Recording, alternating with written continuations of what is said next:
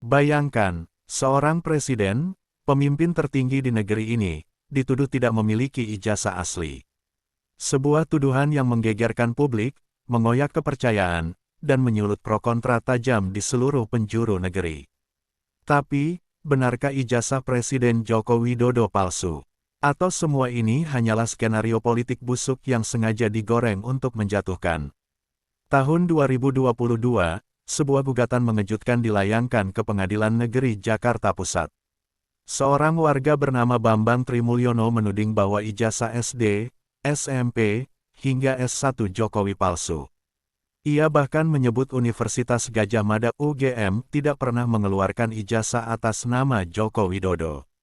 Gugatan ini langsung viral, media membahasnya, publik berspekulasi, dan lawan-lawan politik seakan mendapat amunisi baru.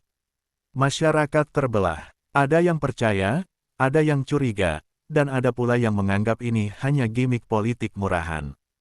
Pihak istana pun angkat bicara. Mensesnek Pratikno dan tim hukum presiden membantah keras tuduhan tersebut. Mereka menyebut bahwa semua ijazah Jokowi asli dan bisa diverifikasi. Bahkan UGM sendiri menegaskan bahwa Jokowi memang alumni mereka, lulus dari Fakultas Kehutanan pada tahun 1985.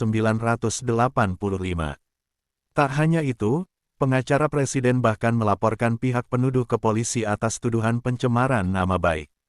Investigasi pun dilakukan. Media massa menggali data, alumni seangkatan, dosen, hingga arsip kampus UGM dibuka ke publik. Semua mengarah pada satu hal, Jokowi benar-benar pernah kuliah dan lulus dari UGM. Foto lawas, daftar wisuda, hingga skripsi Jokowi ditemukan dan dipublikasikan.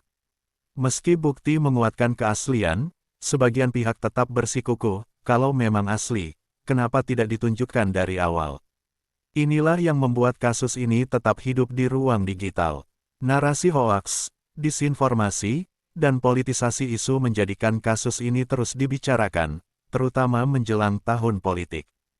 Kisah ini bukan hanya soal ijazah, tapi tentang bagaimana informasi bisa dipelintir, digunakan sebagai senjata politik, dan menciptakan keraguan publik.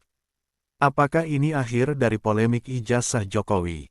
Atau justru hanya permulaan dari babak baru dalam pertarungan opini dan kekuasaan?